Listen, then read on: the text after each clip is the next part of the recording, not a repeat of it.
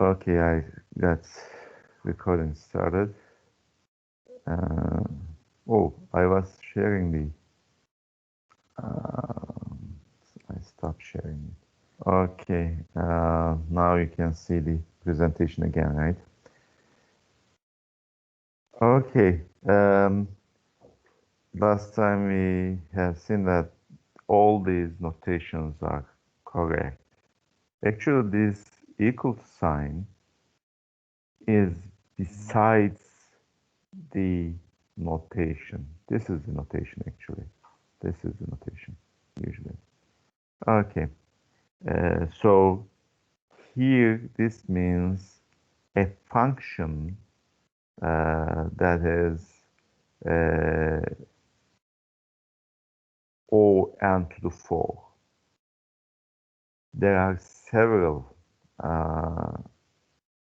infinite number of functions that are O n to the 4. For example, n log n plus n is O n to the 4, or 7n to the 4 plus 3n is n to the 4, right? You can write several functions, even 5 is O n to the 4. There are several functions that are O n to the 4, including 7n squared plus 3n plus 5. Some of these functions, let's say these are the functions which are O n to the 4, okay? There are infinite number of functions in this set. The functions which are O n to the 3 is a subset of these functions which are O n to the 4. So there is a subset of this where these functions are O n to the 4, n to the 3. For example, this function is both O n to the 4 and O n to the 3 and cube. This function, constant function, is O n to the 4 and O n cube. But this function is O n to the 4, but not O n cube. So this function is somewhere here. This function is somewhere here. And this function is somewhere here. Okay?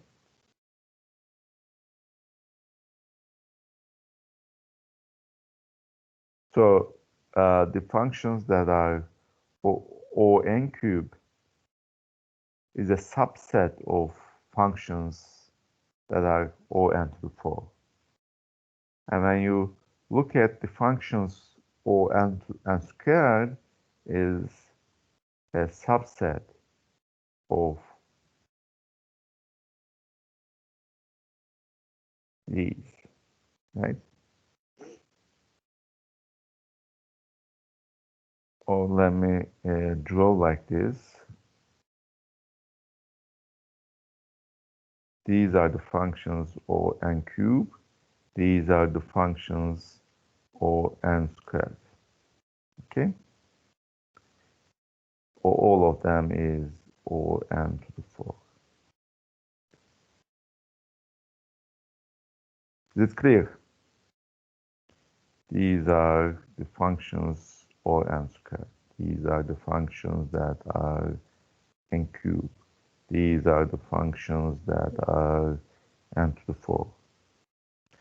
So, if all of them are correct,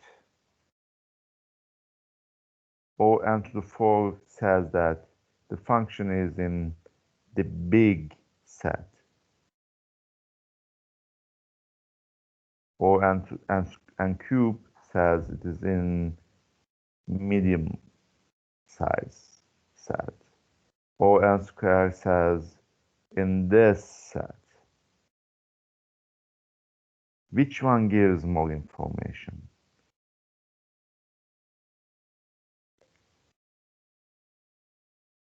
The information that gives a smaller set gives more information, right?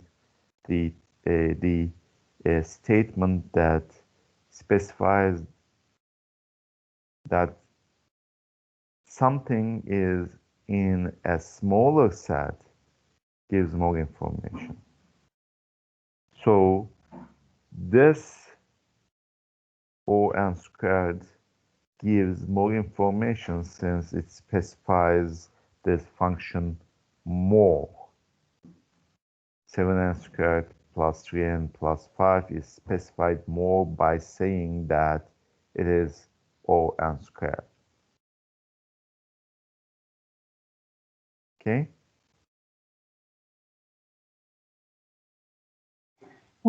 Sir, may I ask a question? Yes. O(n) square gives more information, gives the exact information about our algorithm, but why we use O(n) for O(n) cube? I couldn't imagine where we use them. These, right? Where do we use these two? Yes, yes. If we, of it course, doesn't give any information. It gives some information, but not as big information as O(n) squared, right? But usually we do not know exact function. We have an algorithm. We try to analyze this algorithm and make some assumptions. And these assumptions leads us to use O notation. And we may not be able to prove this, but prove this one only, since we do not know the exact function for the running time. And someone else may perform another analysis for the same algorithm, put some other assumptions, some less restricting assumptions that leads to O(n) squared.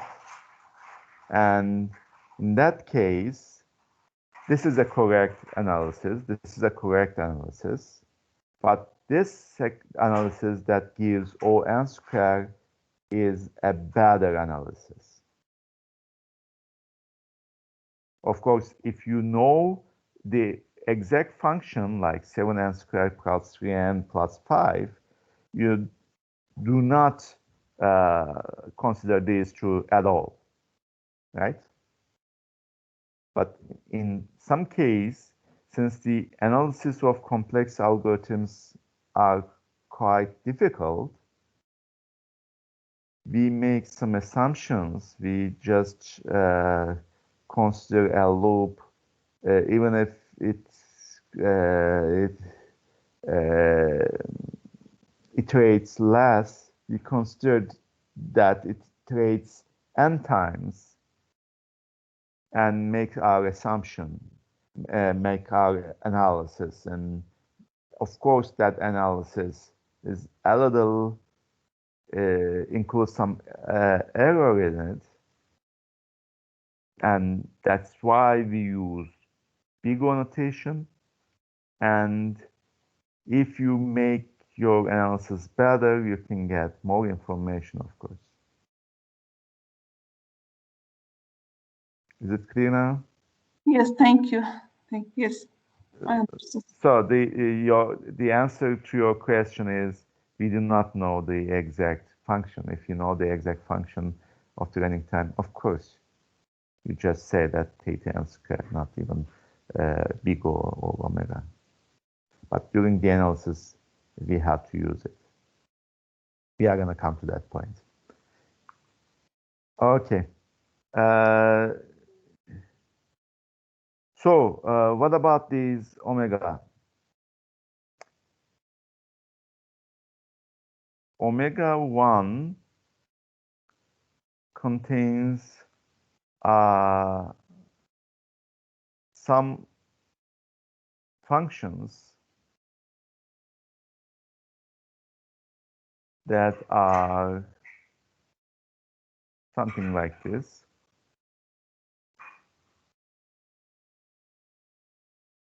These are omega 1, a large set.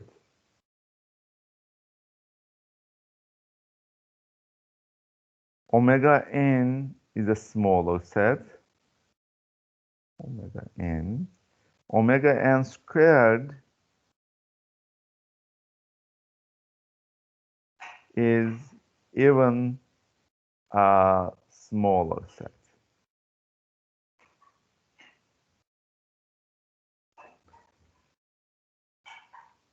Okay?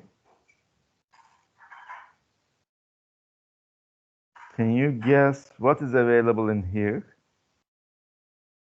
What is the function that is omega 1 but not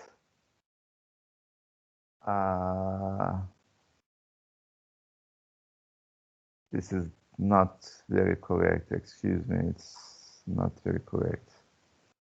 I should draw this is omega 1, but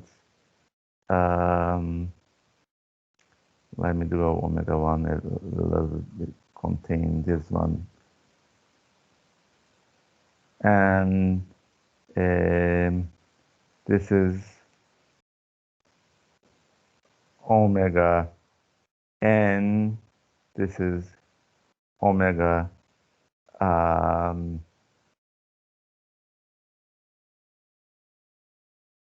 squared.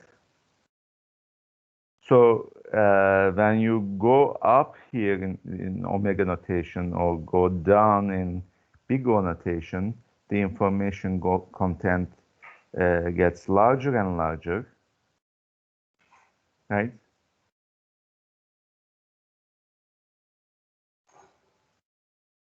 And there are some functions that are, for example, omega 1 here. For example, there is a function which is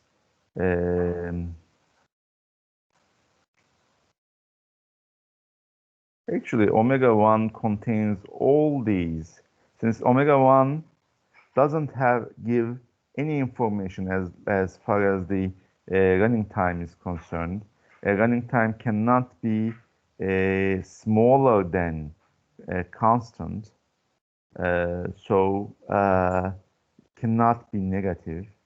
So I should be more careful in drawing these figures. The relation between this set is correct. The relation between omega 1, if omega 1 is this one, this is omega n, a smaller set, this is omega n squared. But the relation between these two sets was not correct. I couldn't draw the exact relation, but you can work it out if you think a little more. But the thing here is the information content is more for these two notations. This says the function grows larger, grows faster or equal rate with n squared. And this says the function grows equal or less, equal or more than n squared. So if both are true, we can say that the growth rate should be same, right?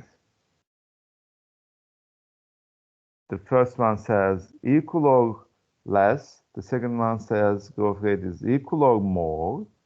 So if both are true, growth rate should be equal.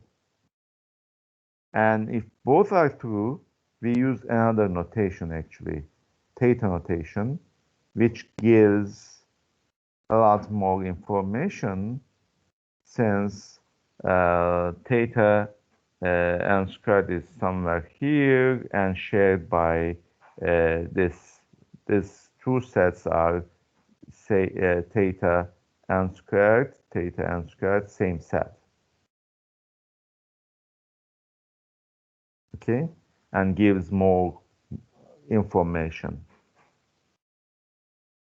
And theta notation, now we define theta notation. In theta notation, we are sure that both Tn is big O Hn and Tn is omega Hn. So the growth rate of Tn and Hn is equal, grows as fast as Hn, growth rates are equal. And we can call it as tight bound. Means, for example, for large n greater than n0, if this is Tn, some C1 times Hn is upper bound, another C2 times Hn is lower bound. So Hn is, in a sense, tight bound to Tn. With some constant, it becomes upper bound. With another constant, it becomes lower bound. So the growth rates should be same to be able to get this kind of relation. And in this sense, the information contains grows in the arrow, and the most important, information is provided by theta n squared. Of course, if you know the function, you can easily come up with theta n squared. But if you have an algorithm and try to analyze it, coming up with theta n squared would not be that easy. There is a little O notation as well. In little O notation says that Pn function is strictly faster. Equality is not available, and in definition, it should be big O Pn, so it is equal or grow faster, and not equal, so it should be strictly faster. So the growth rate of Tn is less than growth rate of Pn, or strict upper bound for Tn. Okay. For example, if Tn is 3n squared, little o n to the 4 or little o n cube is correct, but little o n squared is not correct since it is theta n squared, right? 3n squared is theta n squared. We all know. There are some rules with asymptotic notations that we are gonna use a lot. Here it says if T1 is big O Fn, T2 is big O Gn, then addition of these two functions is maximum of this function OFN and OGN. So if T1 is ON squared, T2 is ON, then addition is, then you add these two, what you get is ON squared. Actually, you can, if you write this n, it is lower order term, and we shouldn't write it, right? So that's why we have the maximum. The function, we get the function that grows faster and put in big O notation. If you multiply these two, what you get is multiplication of these two functions, n square and n, so it makes it n cube, right?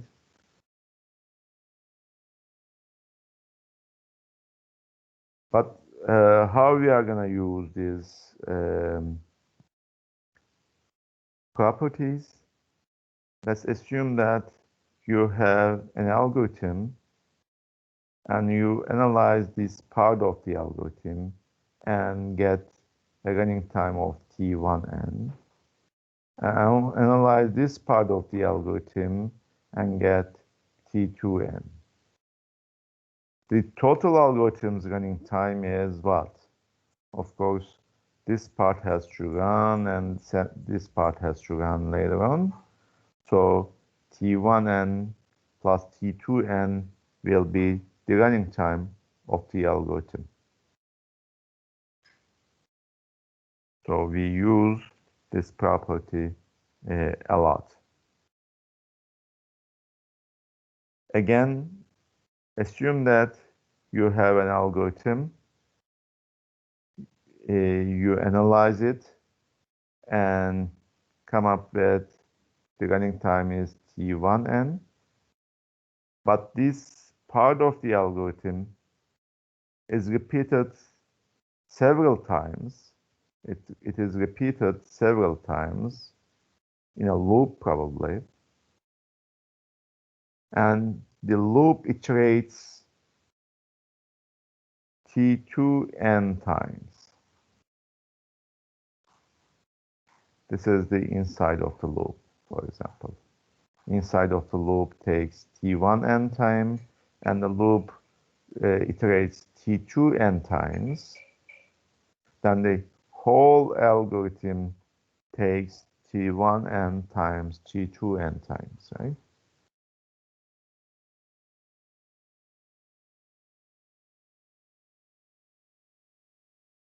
And we use this property in that case.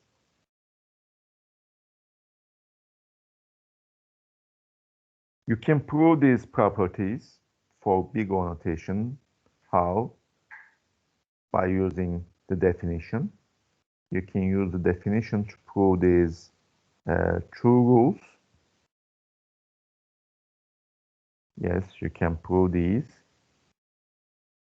Is it true for theta notation? Or is it true for omega notation? It is true for both notations. So you can use this information for theta notation as well. For example, both are theta n squared and theta n. The multiplication of these two functions becomes theta n cube. Okay, these true properties are holds to be true for theta notation and omega notation.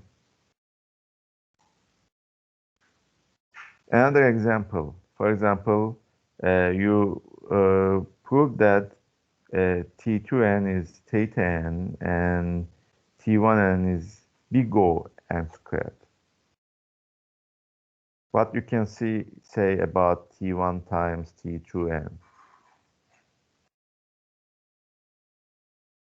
Of course, it's n cube, you should multiply them, but in what notation? This is tied bond, but this is not tied. So the result is not tied. Right? You cannot say theta n cube, since this function could be constant or logarithmic function. You cannot make sure that this function T1n is quadratic, since it grows equal rate or slower rate than quadratic function. So it can be even linear function. If it is linear, then the multiplication will be quadratic, not cubic. So you can only say that big O n cube, right? You should be careful about it.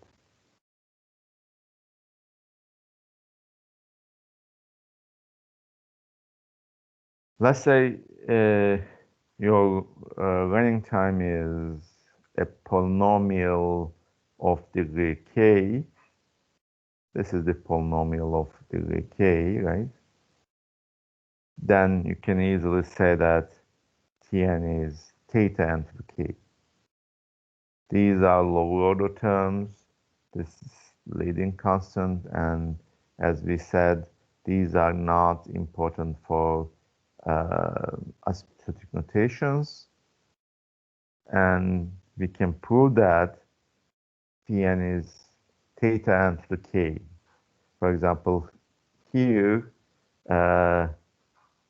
this is a polynomial of second degree, so this is theta n squared, right?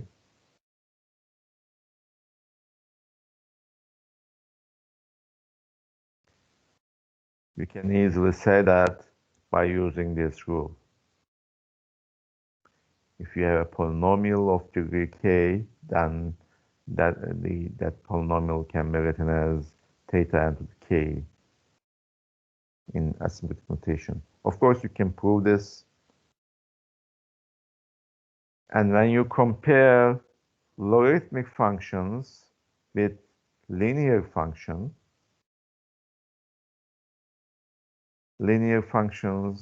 are always grow faster than logarithmic functions. So we can say that little o n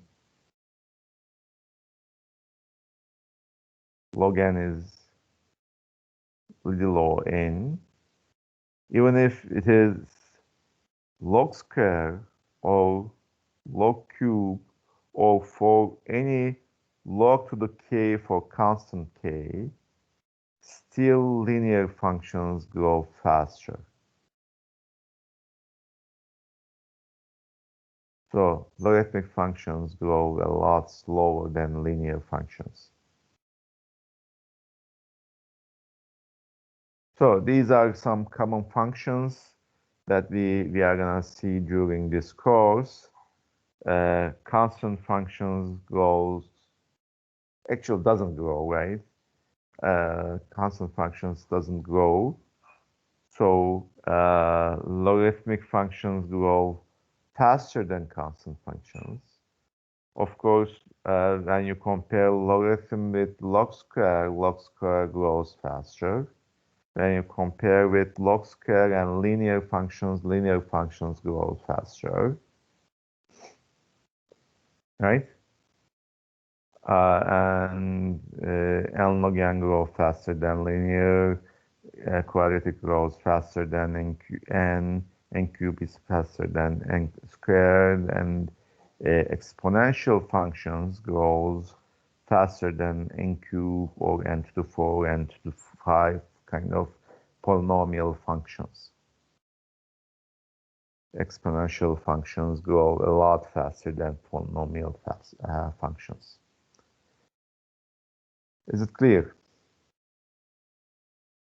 You can prove all these actually.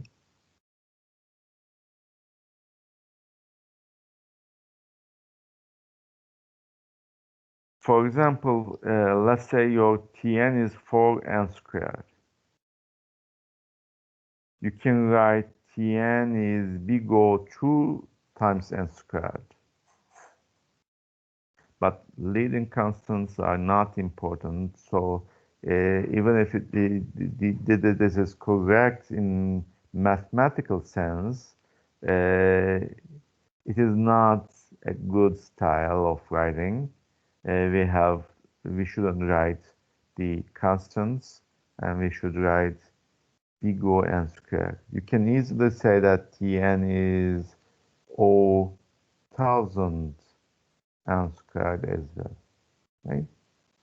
So the constant 2 or 10,000 or 7 or 4 doesn't make sense. Similarly, low order terms are not used in arithmetic notations, since you can always say that Tn is big O n squared plus 7n plus 5. You can use any low order term here, and the arithmetic notation is correct. So it doesn't make any sense to write these low order terms. So this way of writing is better, by ignoring low order terms.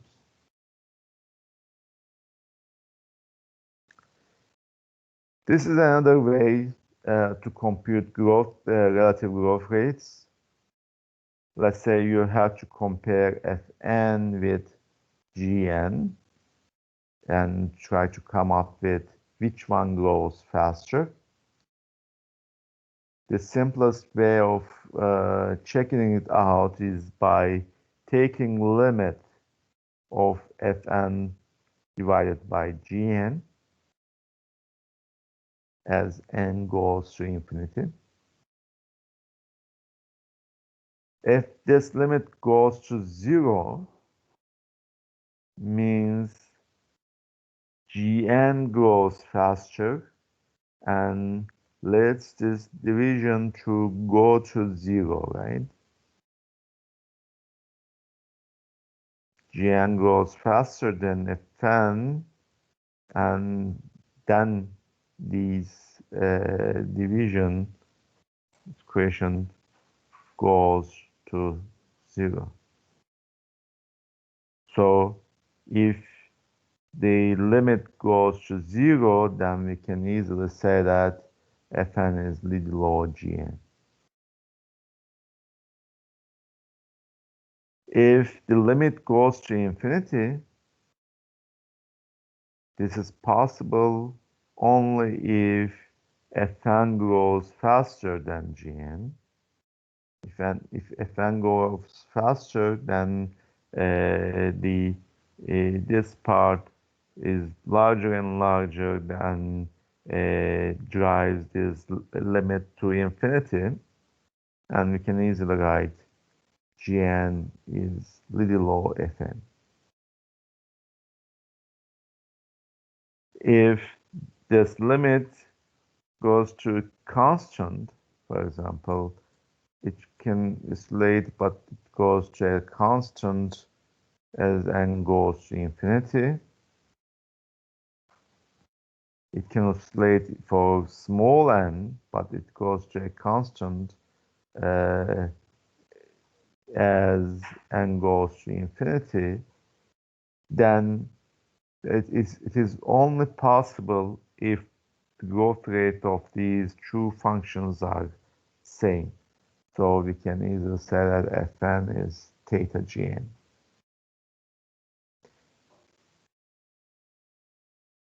There was a question a minute ago about why we have these if we know this, etc., right?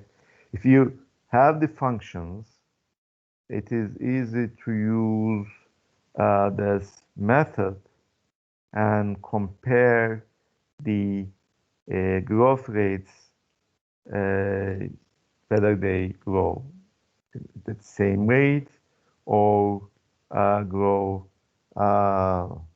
faster or slower easily, right? So actually you don't need to use a big O or omega notation. You can use theta notation or little o notation. Where is little o notation? Yes, little o notation. and do your comparison easily. But we usually don't have the functions Fn and Gn to compare. We have two algorithms to compare, and when we analyze it, because of some assumptions, we come to big O notation or theta notation or omega notation, as we are going to talk about them in a minute. For example, if you compare these two, you can limit n goes to infinity 7n squared over n squared plus n. And you can use L'Hopital's rule to see that it is 7. Since it is 7, the growth rate of these two functions are same.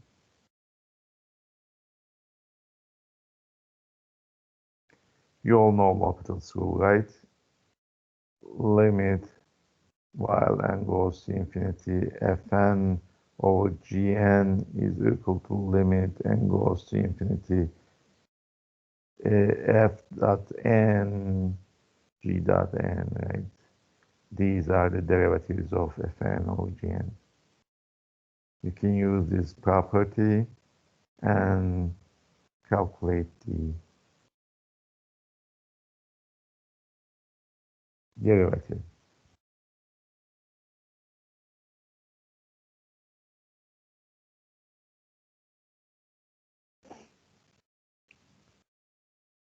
Okay, let's say you have two functions. One is n log n, the other one is n to the 1 over 1.5. To be able to compare these two functions, since both has n, if you divide both by n, we have log n and root n. We can compare log n and root n. And since both are positive, we can easily take square and compare. And we can compare log square and n, and we know that logarithmic functions go slower than linear functions. Then we can come up with n log n is linear n to the 1.5.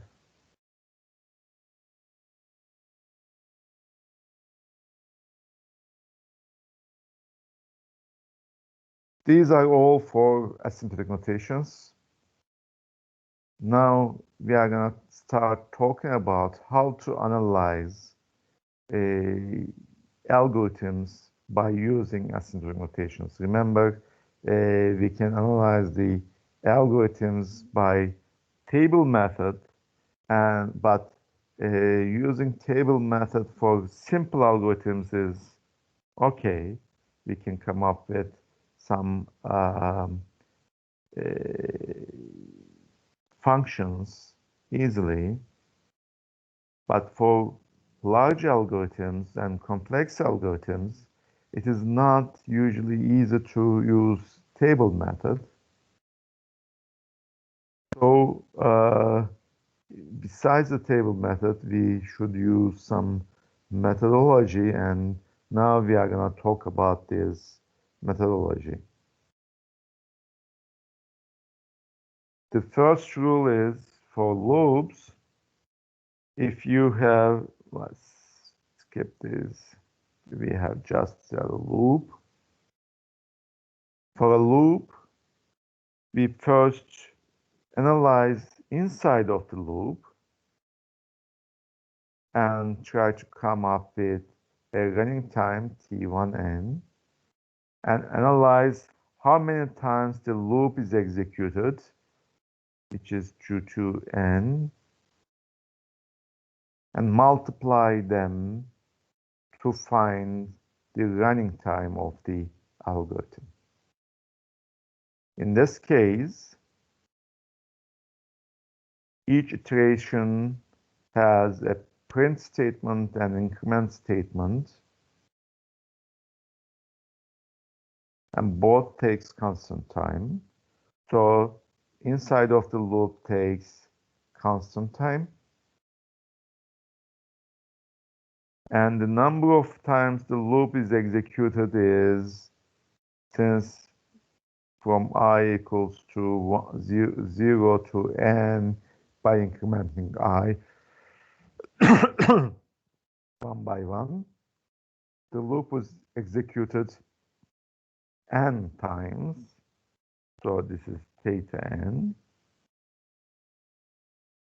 And multiply these two to get Cn is theta n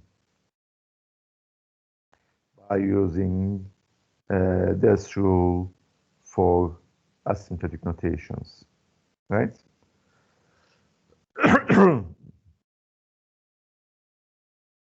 Of course, here the inside of the loop is simple statements, and we have analyzed very easily. And the loop is a simple loop. So, but when when the algorithm gets more complex, we have to be more careful, of course. For example, here we have two nested loops. If we have nested loops, we first analyze the inner loop, and to be able to analyze this inner loop, we have to analyze the inside of the inner loop, which is constant time, right? And the loop iterates theta r times. So the whole loop takes theta r times, right? Running time with the theta r.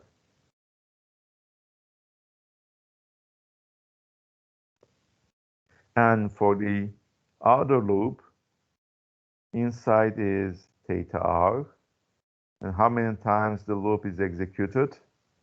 And you look at this loop, it is repeated for theta q times. So the running time will be multiplication of these two, theta q times theta r, which is theta r times q, right?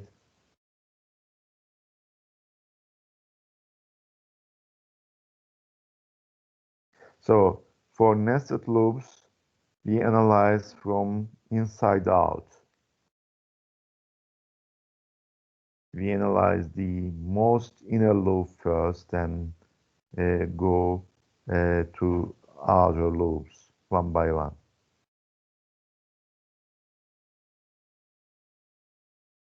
If you have consecutive statements, for example, we have a loop here and we have two nested loops here, and they are consecutive statements. First, this loop is executed, then these two nested loops is executed. And you analyze the first loop and get T1n, and second loop for T2n. The total running time will be T1n plus T2n. And for this analysis, we use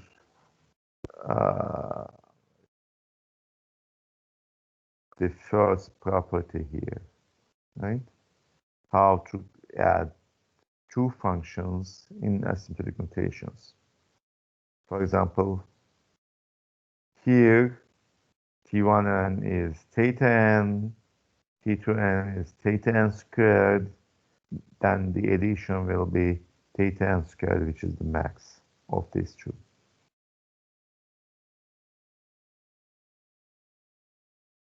Okay? This is for consecutive statements. For example, here, actually we have analyzed the loop, and it is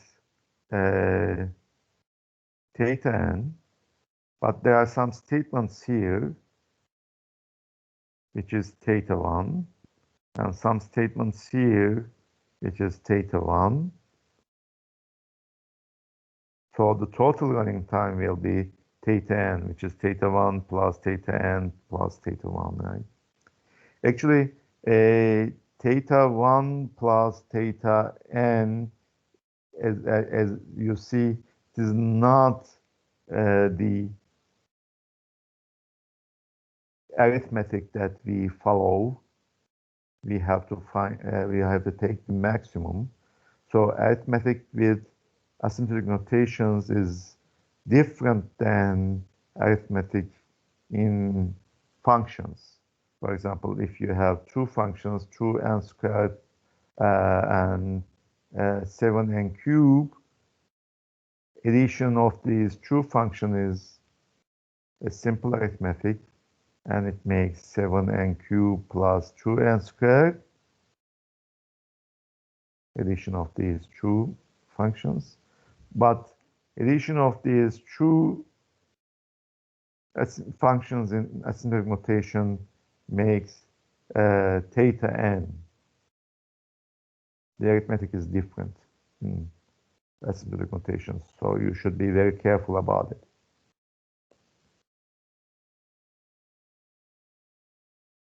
Okay, for the algorithms, we may have consecutive statements, we may have loops, repetitions, and we may have some selection structures like if-else structures. If-else structures is another type of selection structure. And during the analysis of if-else, we have if, a condition, if body, else body, right? We call it S1, we call it S2, right? And if we, to be able to analyze the algorithm here, including if and else, if-else statement, we have to analyze how long does it take to calculate the condition. Let's say we have analyzed and come up with a function t3n. We analyze the body of the if statement t1n, else statement t2n. Then what is the running time of this whole if-else statement?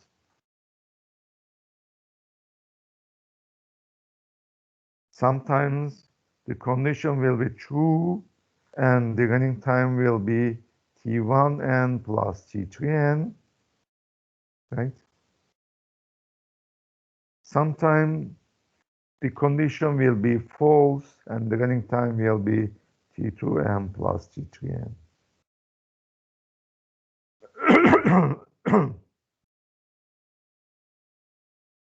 So the running time is not fixed, as in here, or here, or here.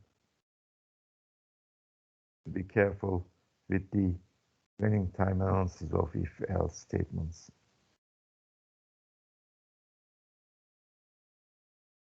If you would like to overestimate,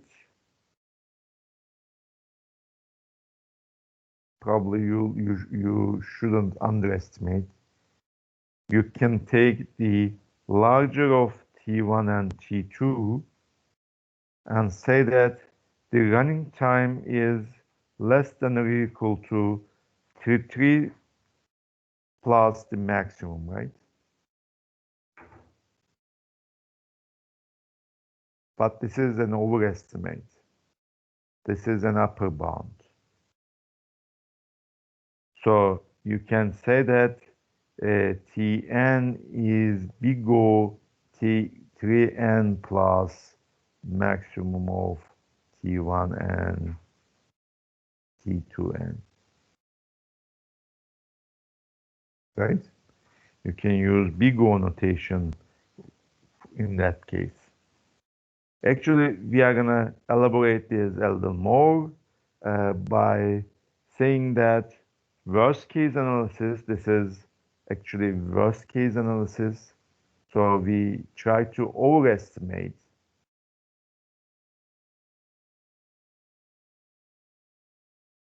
In worst case analysis, there are several inputs for our algorithm. There are several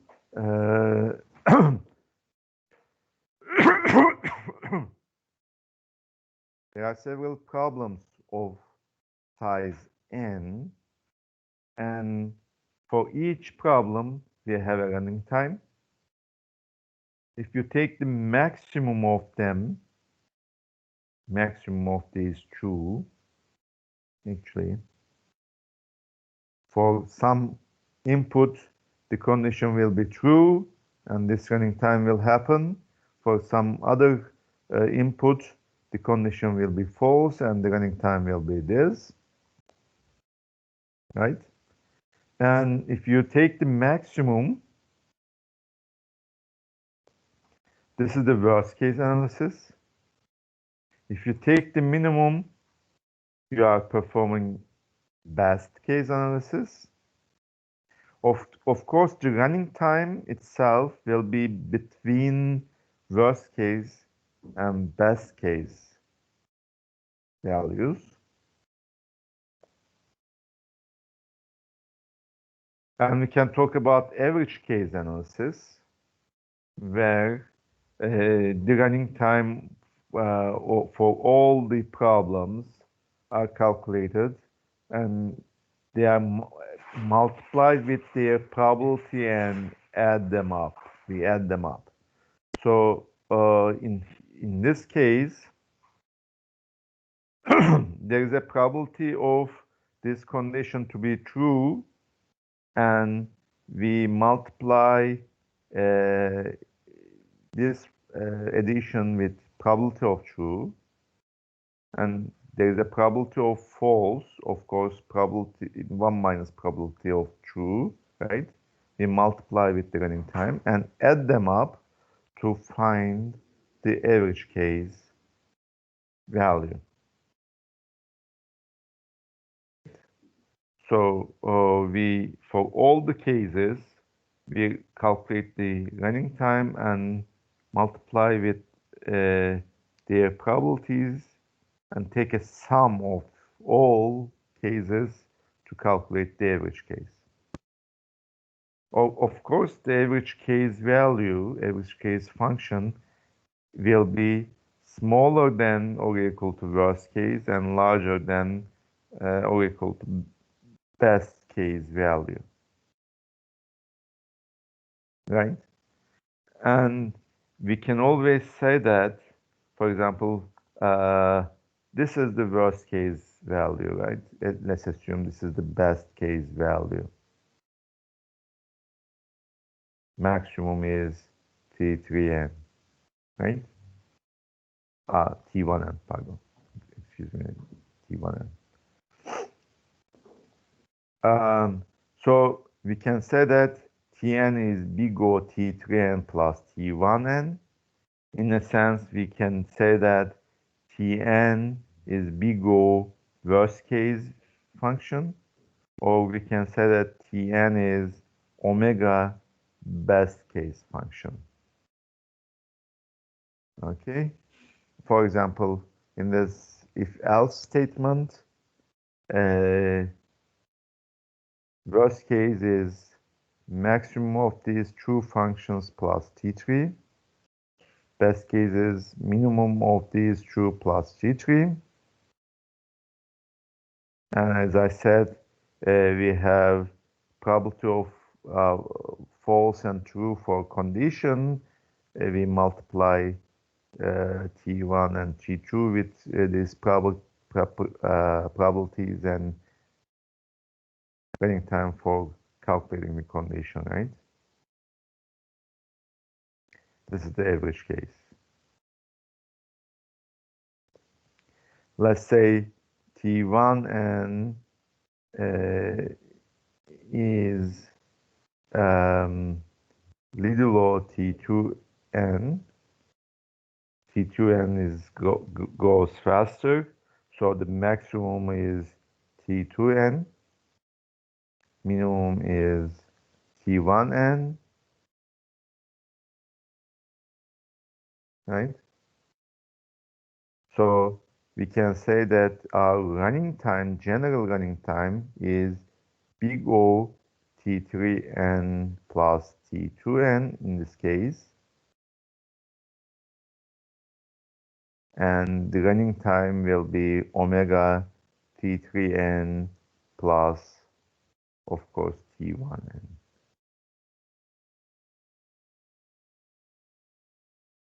Actually, I have written this thing over there, right?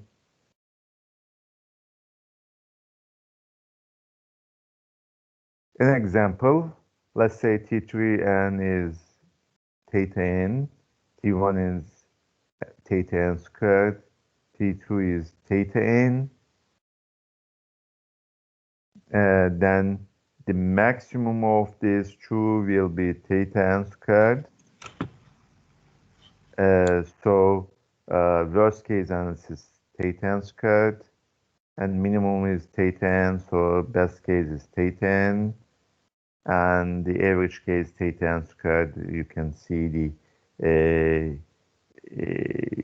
details, and for the general algorithms, running time is O(n) squared, is in here, or omega n.